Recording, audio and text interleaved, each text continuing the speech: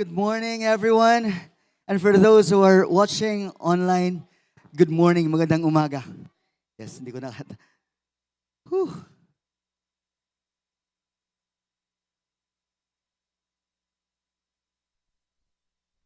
Labas muna. Uy, nahilak. Oh.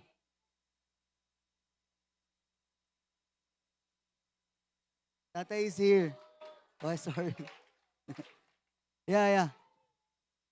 Oh, he's calling for his tatay. But that's really a good picture, no? When you're a child, don't be shy to shout, Tatay, I'm here. I really pray right now today, this morning, Father, that we will be just like your children, na nagiging walang hiya kami paglapit namin sa iyo, Panginoon. Thank you. Hallelujah. Salamat po for dito kayong lahat, no? So I just want to point out something that, are we aware that God is here? He's here, no? And di ba, in the Bible it says that when there are 2 or 3 gathered in His name, He is in our midst. Kung merong isa o dalawa na nagtitipon para sa kanyang pangalan, and doon siya sa ating kalagitnaan. So, He is here. He is there. He is here. He is everywhere by the Holy Spirit, no? Kaya nandito siya ngayon. So, I really want to emphasize that we will have an awareness of His presence. You know, we don't have a distant God. We have a God who is pursuing us. As much as we want to pursue Him, He is pursuing us. He is courting us. Ang iba sa inyo, nililigawan niyo ng Panginoon. And today is the day to respond. Amen? Are we ready? Yes, hallelujah. Palapakan natin Panginoon. Can we give a clap to Him? Just to let loose.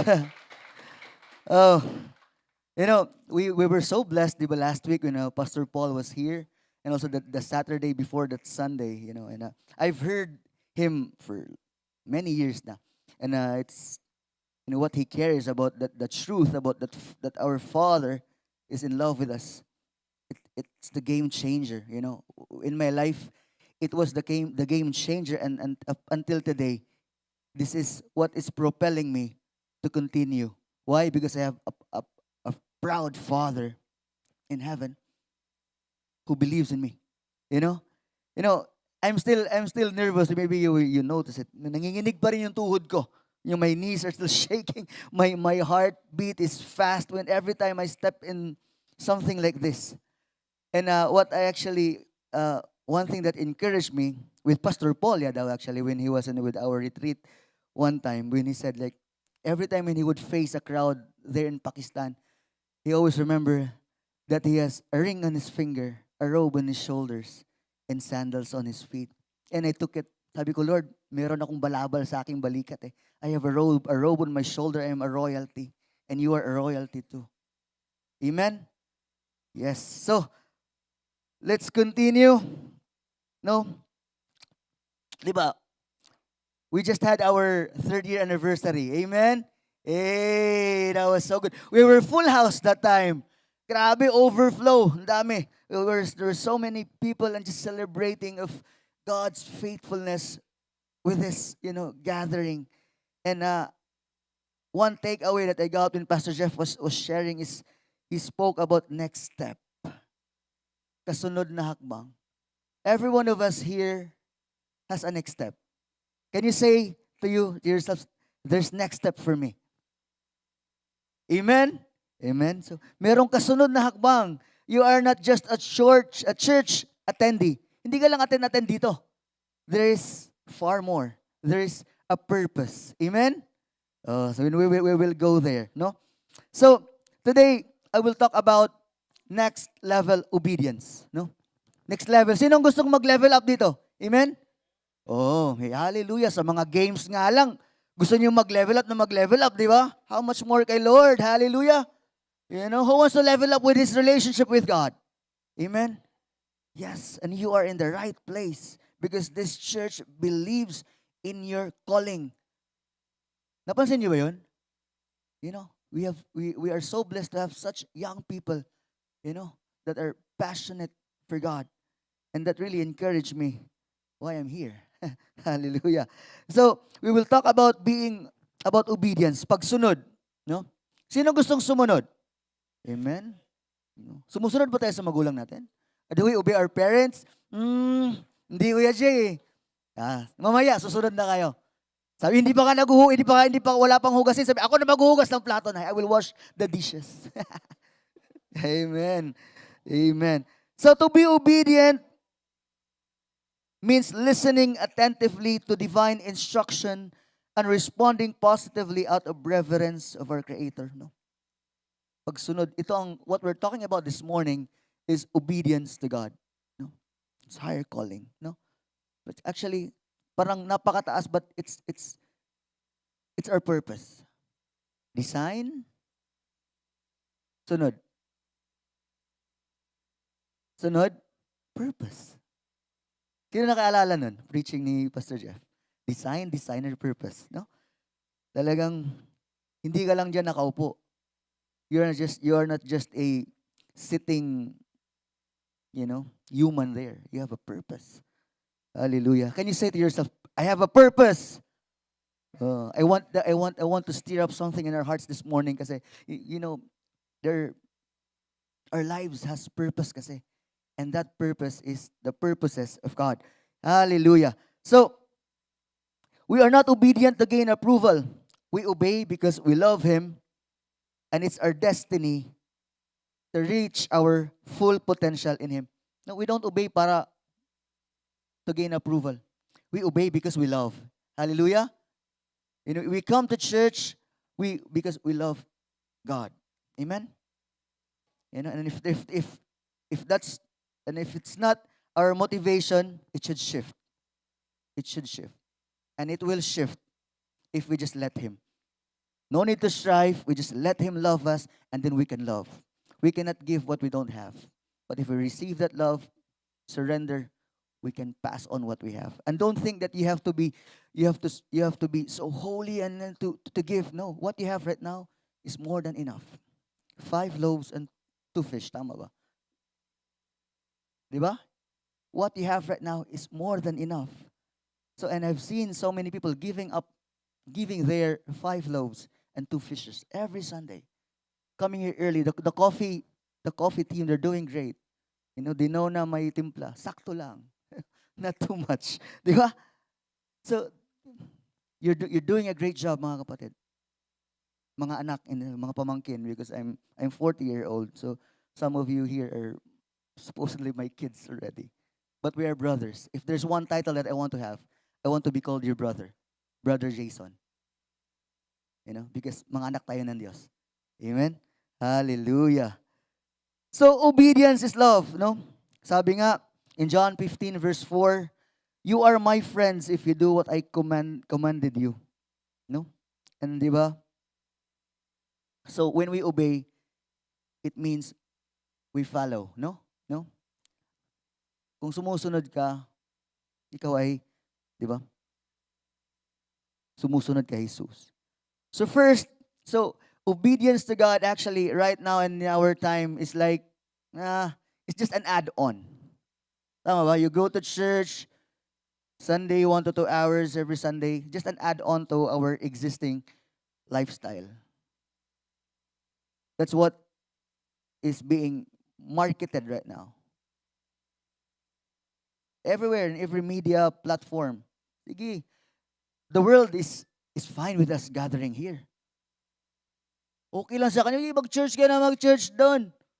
But if our lives are not transformed into His image and likeness, I really like the video presentation, to be more like Jesus, to love like Jesus, But if we are here, if we will step into our next level, if we will just love like Him, Cuatro will be transformed. And we have already seen transformation. And I just want to point this out. Nung nakaraang last anniversary, there were videos here. Dati, our guy from the tech, sabi niya, dati, every Sunday, I have hangover before Rockfish. But now I am Rockfish, no more hangover. Hallelujah, palapakan natin ng Panginoon. Those are transformation. He did not go to rehab just like me. He encountered Jesus. Hallelujah. Every program, rehabilitation, whatever is that, it's not the game changer. The game changer is an encounter with the Lord. And be ready for encounter this morning. So, next slide. So next level obedience. What is this? Kadalasan, it's beyond logic. Higit pa sa, no, it's beyond, alam mo yung logic, tamang pag-iisip. Minsan, it's opposite, no? Because it includes faith, no? So it goes beyond logic. And let's look at the life of Peter. You know Peter, right? Yeah, so we just had the Lenten season. And Peter was like the main character there. So let's read from verse 5. In Luke 5, no? Simon answered, Master, we've worked hard all night and haven't caught anything. But because you say so, I will let down the nets. When they had done so, they caught such a large number of fish, and their nets began to break. So it's really beyond logic. Why? Why, Kuya Jay? Because Peter was a seasoned fisherman. Mangingisda po siya, mga kapatid. At hindi lang siya mangingisda. Talagang bihasa siya. He is a seasoned fisherman. Yet, he listened to a carpenter. Ang karpentero, pinagsabihan siya, Uy, ibaba mo yung lambat mo. But then, he obeyed. He heard the word, he obeyed. There was something in there that happened. No? So obedience leads us to our God-prepared purposes. No? From there, when Peter said, there was that encounter that changed the course, the direction of his life. Tama ba? Because after that, he left their nets.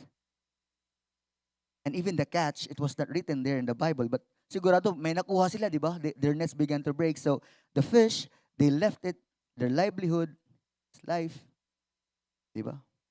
His reputation, and all the feedback of the people. Why are you following a carpenter?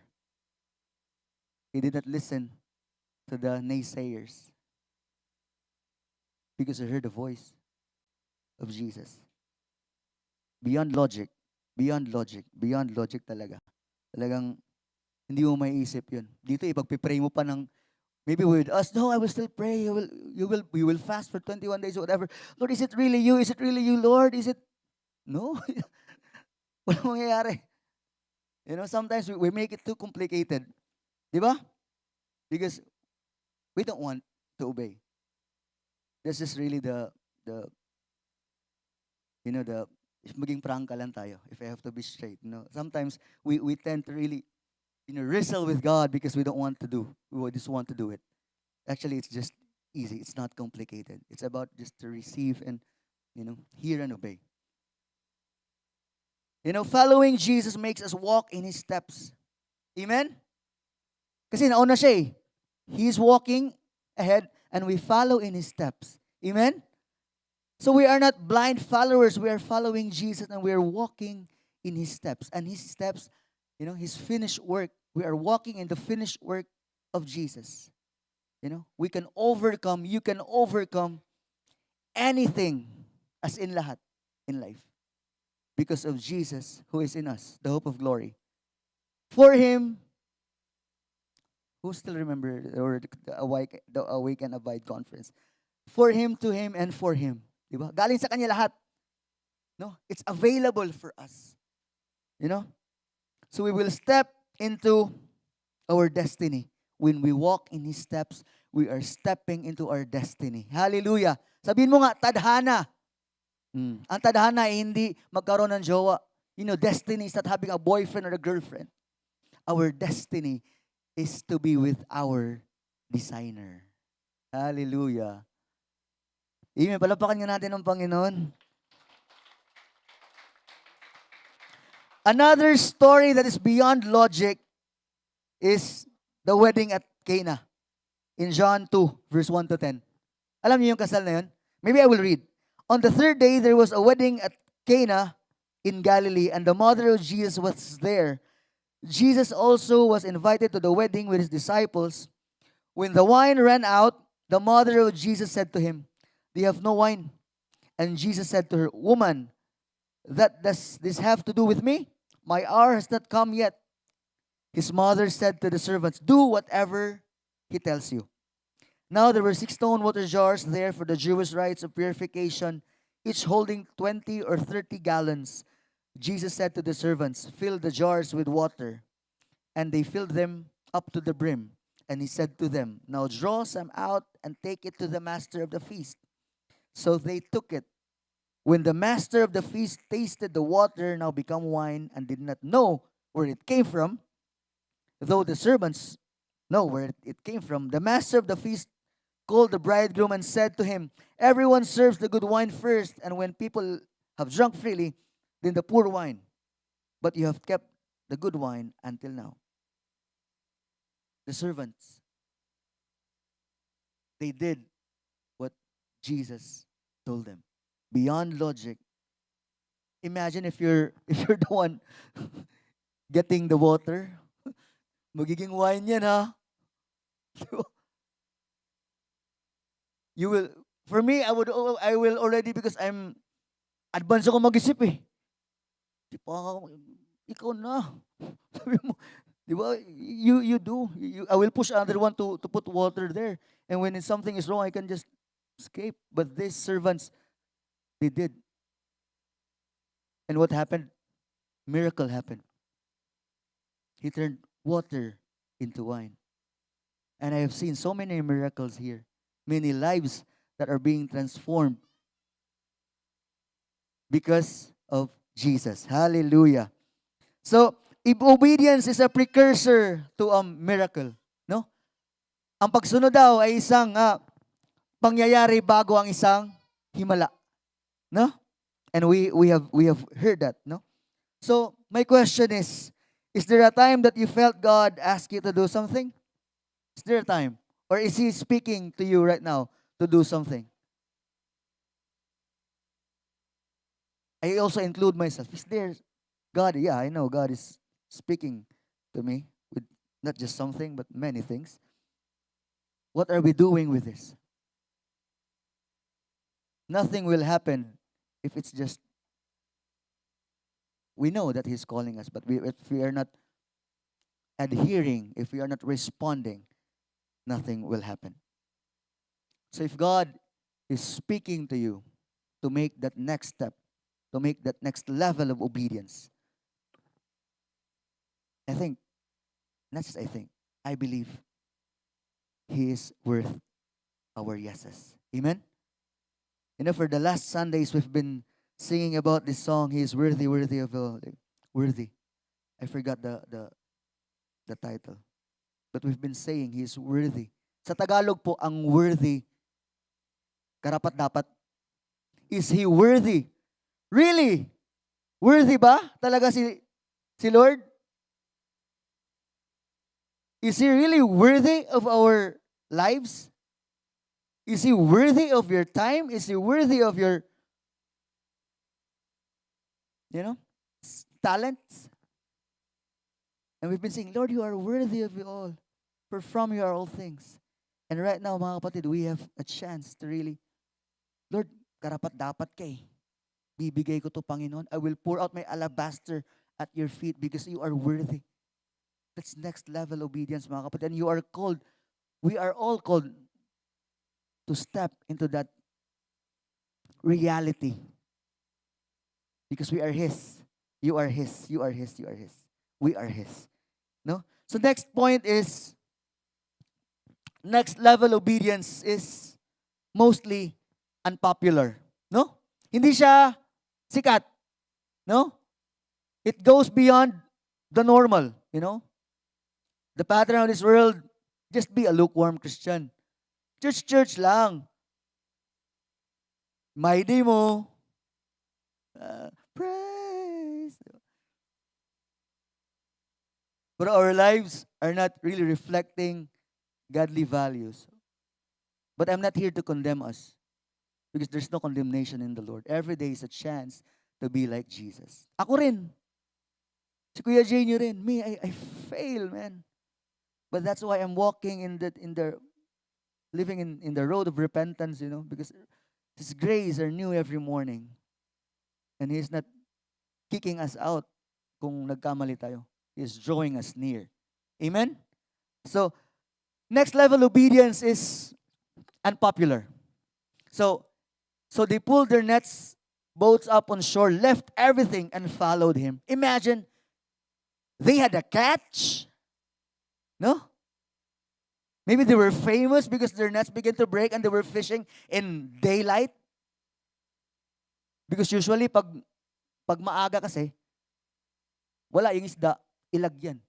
But then, this is really a miracle, But then, Peter, he left everything and followed Jesus. Sabi, left everything and followed Him. Why? I believe he saw that Jesus is worthy. Nakita niya, mas mahalaga ang pagsunod kay Jesus. There's value on what he was doing. There was value of yung fish. But then, Peter had a revelation of the value and worth of Jesus. For all of us, we need to have a revelation of who He is in order for us to really give it all in for Him. It may sound so spiritual, revelation. Ano ba yung revelation, Kuya Jay? Parang napaka lalim naman. No. It's not something complicated. Revelation of who He is we let Him reveal Himself to us. Hahayaan natin siya na ipakita niya sa atin kung sino siya. And most likely, He will show up as love sa atin. Amen? And He's here this morning. Hallelujah. So, one story, mga kapatid, na talagang very unpopular. You know the story of Noah. Noah's Ark, right? So, di ba, the Lord asked him to build an ark saan? Sa Eagle's Nest. Nakapunta na ba kayo sa Victoria Valley? Eagle's Nest. Have you been there? You should go there. It's really nice. It's our favorite spot. Hindi na, maarte na sila. Oo. Sige na lang, picturean ko na lang and I will But actually, Noah was asked by the Lord to build an ark sa mountain, di ba? No rain. It's very unpopular. People were mocking him sa kanyang ginagawa with all, what are you doing? Imagine every day he is working on his ark, not knowing if it will really work, but then he did it. Di ba? We all know the story, di ba? Bumuhos ang ulan at bumaha, bumuhos ang ulan at bumaha. Ang arko ay palutang-lutang. Di ba? And then the people were saying, no way, papasukin mo kami. Malulunod na kami. For the English speaking, that's a Noah's Ark song. People were shouting, Noah, open. No, hindi na pwede, sarado na eh. Some of us are playing around. But maybe, later on, we will say, wala na eh. No? Trust God even when the result is not immediate or visible. Magtiwala sa Panginoon kahit ang resulta ay wala pa. At parang alanganin, parang malabo. Because when God says so, He will do so. Pag sinabi ng Diyos na gagawin yan. Amen? Walang pwedeng humadlang. No one can stop the plans and purposes for your life, for our life, for our lives pala. No? It's really unpopular. We are blessed with so many missionaries here. Here in Cainta, Valley Golf pa lang, yung dahil missionaries eh. Dami organisasyon. So many missionaries. And that's really a blessing. Imagine if you would hear really their stories. Maybe you can take time to ask them, why are they here? You will be amazed of their life stories, Very unpopular. They came from a first world countries. They have such a Yeah, good paying job and then whatever. They left everything and come here. No? Pinag-resign na Lord. They resigned from their work, come to the Philippines with one check-in baggage and one hand carry, not knowing that they will eat rice 5 times a day with our oily food. Di ba? Because Filipinos, we love oily. Sisig, adobo, adobong may taba. Adobo without taba is not adobo. Di ba? You know, these missionaries, you know, that are here. Pastor Jeff, we heard, di ba? He came here. They came here. Di ba sabi niya, he said that will I just work and then just send? No, but he came in flesh. Right now he's here. You know, they have nice life there. They have health care. But, you know, and all other missionaries. Can we give a clap to our missionaries here?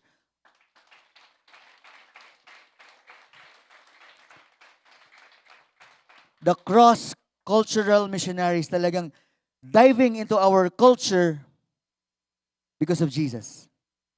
You know, you don't know. They're behind all what they're doing. You know, when they are hidden, you know, they are wrestling, they are contending. Tears are flowing, you know. But then, Jesus is worthy. Hallelujah. Lord, you're so worthy. Unpopular. In this time, in your generation, in our generation, waiting is not an option. No? Everyone wants to have a boyfriend, girlfriend na. Mag-asawa na ako tayo. Yeah, di ba? Tama ba? Gusto mo na magka-jowa eh. Church ako, may crush ako dun. Di ba? No more waiting. When the parents would say, wait muna anak, mag-aral muna. Di, mag-asawa na ako. Home economics ko kunin ko. Home economics. Sorry ha.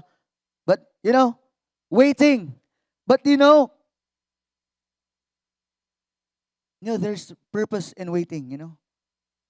You know, I want to share my, a bit of, my love story. I waited, man. 7 years. 7 yare. 7. 7 years. 7 taon na naghintay. After rehab, after God transformed, syempre, if you're with God, you became more pogi. Presence of God inside eh.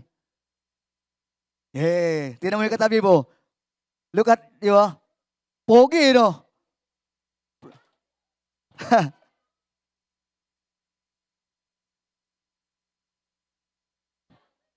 Mukhang hindi ah. It look like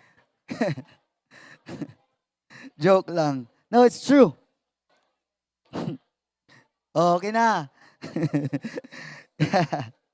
So, waiting, mga kapatid. I waited. Actually, there are many options for me to just settle. To settle for less. Just to have a girlfriend or just to get married.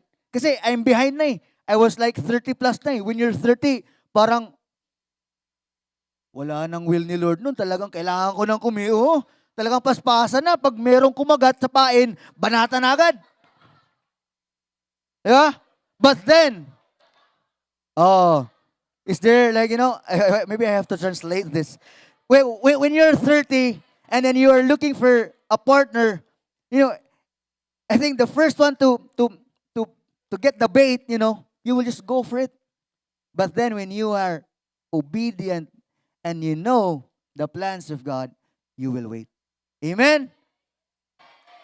Oh, amen ba? Sabihin nyo nga, there's joy in the waiting. God's prepared person for you is worth the wait. What you can do now, young people, pray for that person. You may not know him anymore. You may not know him yet. Huwag niyo muna pangalanan. But what you can do, I did that. Someone Someone was giving me a counsel. Sabi niya, Jay, what you can do, pray for that woman. Pray that he will be protected by God. Pray that he will be pure. Pray that he will be so all in for Jesus. And that's what I prayed. Lord, give me someone who worships you. Give me someone who value you. And God gave me. Sana ba? Malis ah. It's- Waiting is unpopular, but it's the best thing that you can do. To wait for God. You know? No, saying no to sin is very unpopular now. Huh? Compromising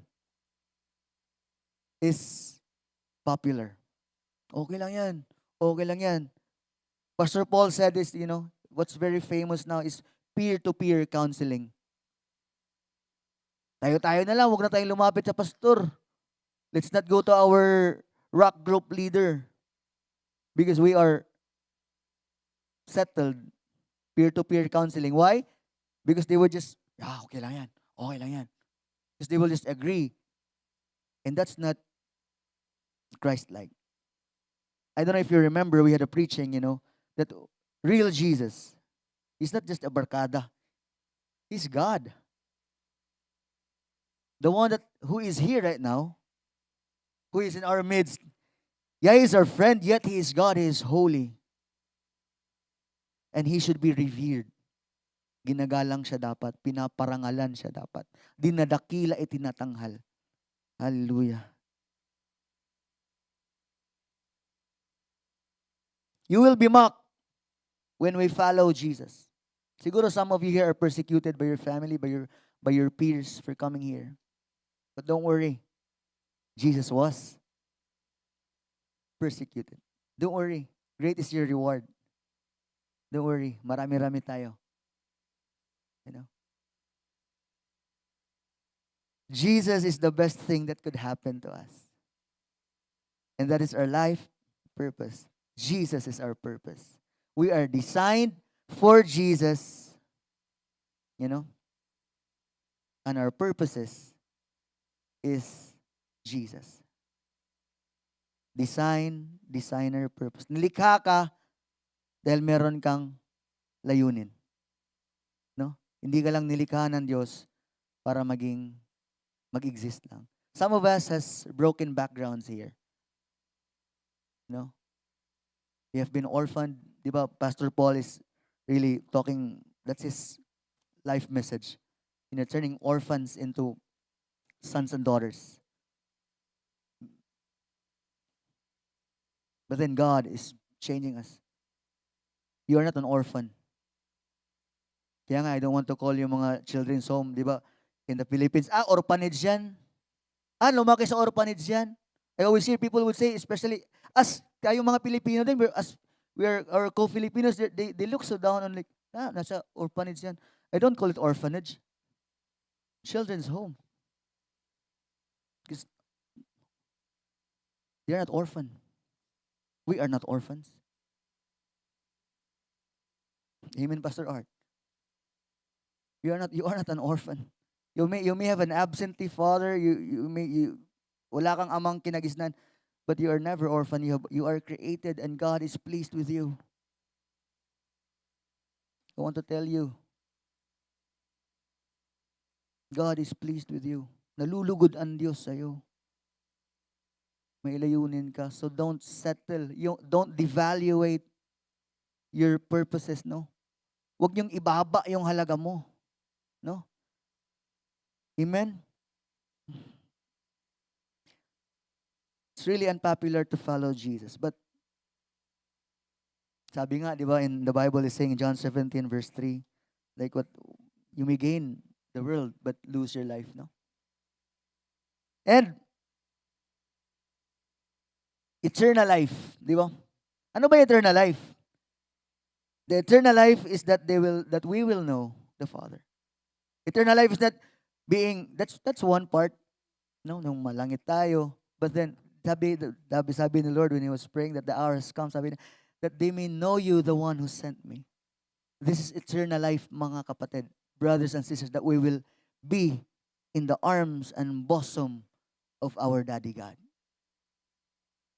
You have a Father that is proud of you.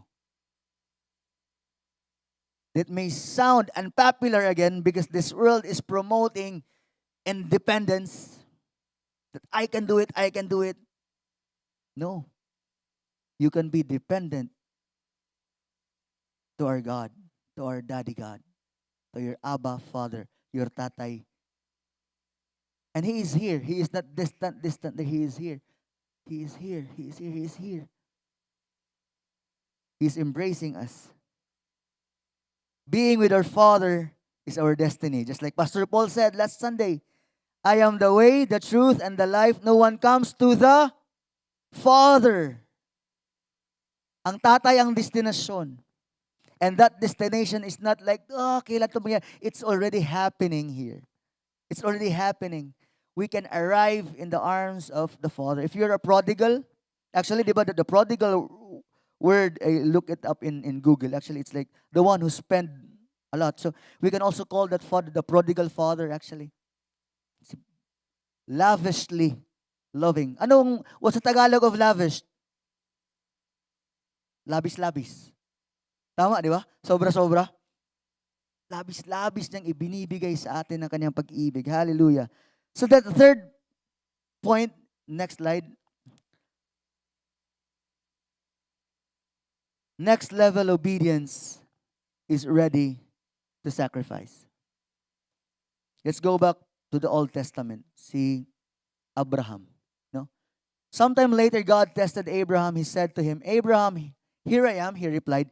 Then God said, take your son, your only son, whom you love, and go to the region of Moriah. Sacrifice him there as a burnt offering on a mountain I will show you. And you know the story, right? So Isaac was the promise of God. Was the promise of God. They were praying until God gave them Isaac. Only God asking Ialay to offer him. But Abraham obeyed. Sacrifice. Abraham, without hesitation, obeyed God. Delayed obedience is disobedience. But then we saw in Abraham, he obeyed immediately. Because he know that that Isaac was not his. No?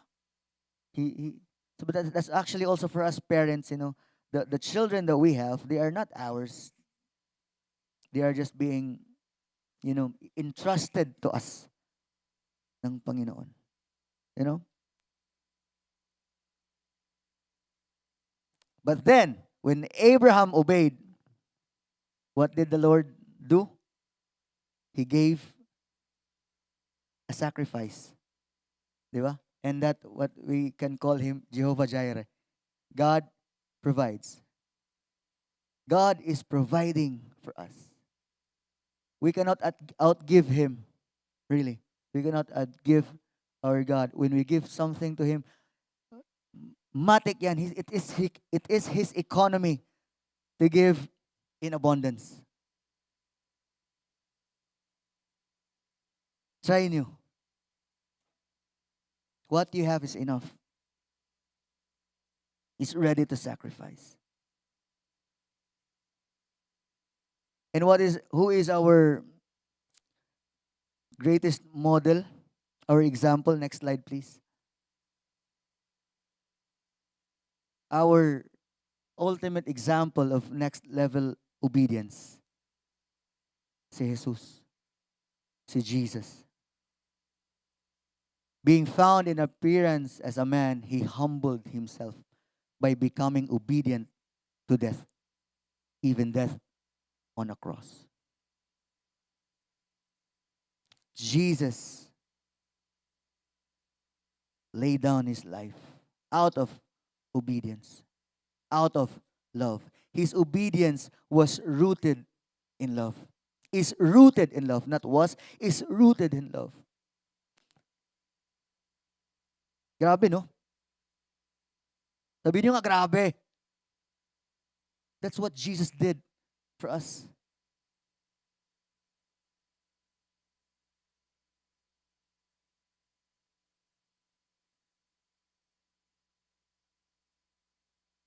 Hallelujah. Jesus did it for you and me. Diba? In Hebrews it says, He endured the cross for us, scorning its shame. Why? Because He said, it's all worth it. Because Jason is there. I will save Jason, save all of you. No? Now, even to the point of that, even He said, diba? He said, take this cup. But then, He said, not my will, but your will be done. Our next level of obedience is to follow His will. Why? Because His will is the best. It's not that He is a authoritarian God. No. He knows that His will is the best because He is our designer. He knows how His design works. Ganun lang kasimple. No? So, how is your next level of obedience look like? Next slide. Meron pa ba ako dyan? Meron pa ata. So, is it to serve again? Or step out in faith? Is it to invite a friend to church? Is it to stop a bad habit? Is it to surrender your life to Jesus? This morning, brothers and sisters, I really pray, I really desire that we would make a step. We would obey as we hear His voice. No? Maybe your next level of obedience is you start with starting point. Maybe you were here already like for a year and you're just attending. You have not gone into that starting point. Who has been into the starting point? Don't raise your hands. Just, starting point. Maybe that's your next step of obedience. I did my starting point already. There was lunch. Amen? Starting point. Sabi niyo nga, starting point. There is a purpose why we have starting point. 15 minutes after our service. Or 15, 20 minutes. So maybe that's your next step. Maybe your next level of obedience is to join a small group. This is for me. I'm talking about myself. Maybe. Not maybe. This is our next step. As part of this church, we should let, others see who we are. Vulnerability. This is family. Amen? Who treats this church as your family? Pamilya ba? Anong ramdam nyo sa church na to? Pamilya, di ba? So, and let's be open and vulnerable sa bawat isa. And it creates, family. You to have an accountable person over your life. Maybe that's your next step of obedience. To honor your parents, to honor your leaders, to honor our pastors. Magpa-disciple. Maybe that's our next step of obedience. No? Magpa-equip, magpa-make, equip, and release. Maybe some of us here are like, I want to join the outreach, but then have not started the point. And that is the starting point. There's a process, Make, equip, release. Maybe that's our next step. It could be that you, like sabi ko kanina, to invite someone, to bring your family here. I'm glad my family is here. Some of my family, my brother and my mom is here. Bring them to church. Lakasan mo loob mo. Imbitahin mo. Di ba? And in the testimonies also last anniversary, who was it? JC was inviting his classmate, di ba? In-invite siya ng classmate, hanggang sa nakulitan siya kay JC. Hindi na siya, di ba? And then, but then this woman, di ba? She She messaged JC and then I will come to church. Your consistency, your persistency will have a fruit. Amen? If you are not vocal, we have a, what do you call it? Brochure? Invite cards? Bigay mo lang. Takbo ka na agad. Di ba? Iiwan mo sa, di ba? Who has seen the video for this Sunday? Di ba? Ganun-ganun po. Wala, can we give a clap to the media team? Galing eh. Wow. Ganun-ganun ba, no? Pumuporma ba? Binigyan ka na, you are invited. Amen? Maybe that's your next step. Hallelujah. Or to stop a bad habit. You know, ang daming bad habit. And you know it. When you have a bad habit, you know it. You know, and the problem with having a bad habit, you say to yourself, nah, it's not bad. It's not that bad. No? People with addiction, I was in addiction. I told myself, I can do it. Addiction is a problem, but not for me. People with addiction, they would always say to themselves that they're the exception. Tama yun. Sila lang, kaya ko to eh. But no. You will upgrade. Smoking, vaping na. Ano pa ba? Talagay ka na ng CBD. I know it. Akala di ko alam. Nauna ako sa duyan sa inyo mga brad.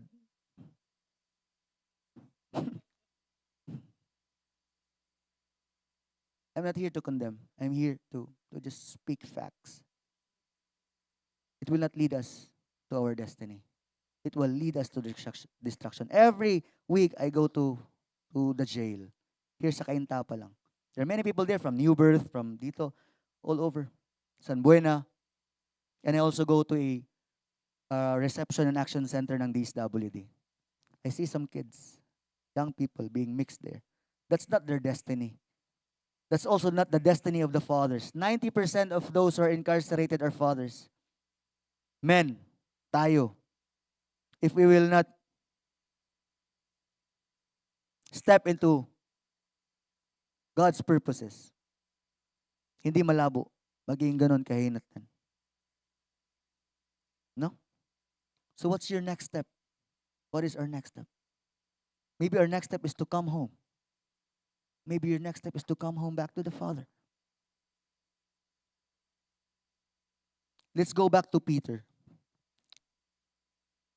Diba? Peter was, when God called him, diba, they caught such a large number of fish that their nets began to break. Napunit yung lambat. But you know what, diba, after he denied Jesus, he failed him, he went back to fishing. And then, did Jesus give up on him? Did Jesus give up on Peter? Hindi, di ba? What Jesus did, he was cooking breakfast for him. And he called Peter same like he called him the first time. Sinabi niya, "Huy, may huli ba kayo dyan? Do you have a catch?" And then he recognized that it was Jesus. He jumped into the water. He put his clothes on and jumped into the water. Iba, no? Diba? Typically, you would take off your clothes and then jump into the water. But Peter put his clothes on and then jump into the water. And then, we know the story. Jesus restored him. Maybe you have backslid. Maybe your faith is dry. Maybe you're weak. Maybe nangihina ka ngayon. Maybe wala kang gana ng magbasa ng Bible. Maybe you have lost your appetite for the Word. But God, the Holy Spirit is here to restore us. Because He is the God of restoration. Maybe your next level of step of obedience is to let Him. To let God and let Him be God. To let go and let God. At hayaan natin siya maging Diyos. Because most likely kasi, in our world, we try to act like gods. But we are not. He is. And then when Peter was restored, remember, if I don't know if you noticed this, they also caught a large number of fish. But you know what happened? But their nets did not break. Basahin niyo sa John, in the last chapter of John, I don't know, but somewhere there, John 20 or John 21, I think. It's written there that their nets did not break. Then you will see, di ba? In the beginning, their nets break, but then it was kind of a prophetic picture of the life of Peter. When God restored him, also 3 times, di ba? Do you love me? Do you love me? Do you love me? So, your downfall will be your platform. I don't know where you are right now. Maybe you're in your situation, but that will be your platform. Diba? Like David, the one that Goliath used to struck fear on them, the sword, was the same sword that David used to cut off his head. Huh?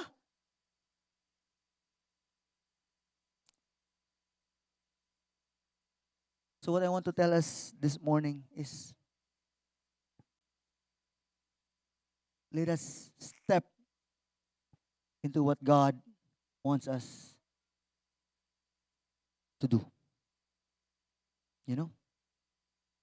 He is restoring you.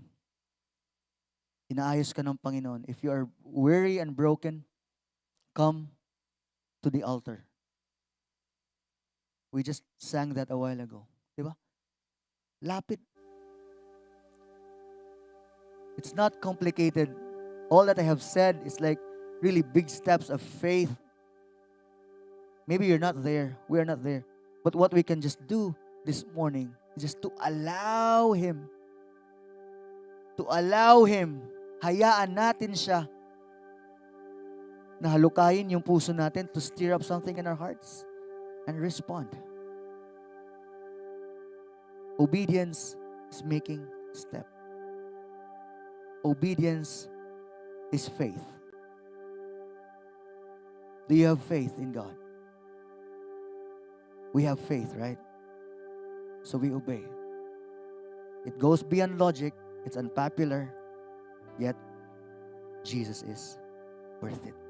He is worthy. And His plans and purposes for our lives is not boring. Amen?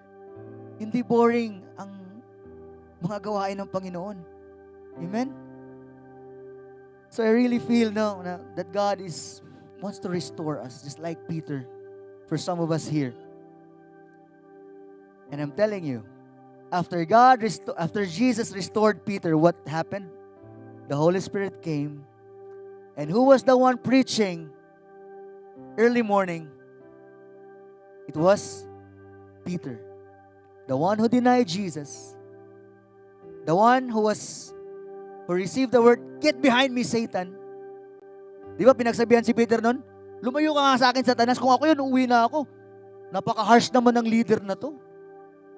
But then, actually, Peter was persistent. He followed Jesus.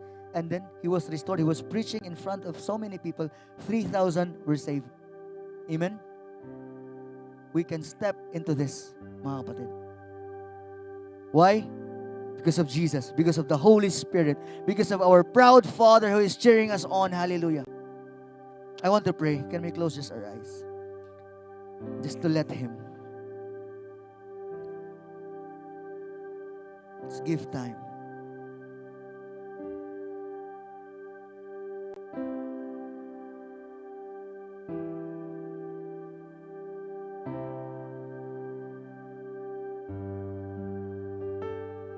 I believe your next level of obedience is to get close to Him. Or in other words, just let Him be close to you. For some of us, we have been resisting. But today is the day to open up our hearts, to open up our arms, to let Him embrace us. Thank you, Jesus, because you have been obedient even to the point of shedding your blood, giving up your life for us to have life. Thank you for resurrection power that is here in our midst. Thank you, Lord, that you are raising back to life all of us, Panginoon, who are feeling dead. Thank you, Jesus, that you are here. And thank you, Holy Spirit, that there is a breath of new life. You are breathing in to our nostrils right now. And thank you, Father, because you are putting a robe on our shoulder, a ring on our fingers, and sandals on our feet. And He's inviting all of us to come to the altar, to come to His presence, to let His presence saturate us. God knows your potential. You may not know it now. You don't even realize it now. But God knows. And He will lead you there. He is leading us.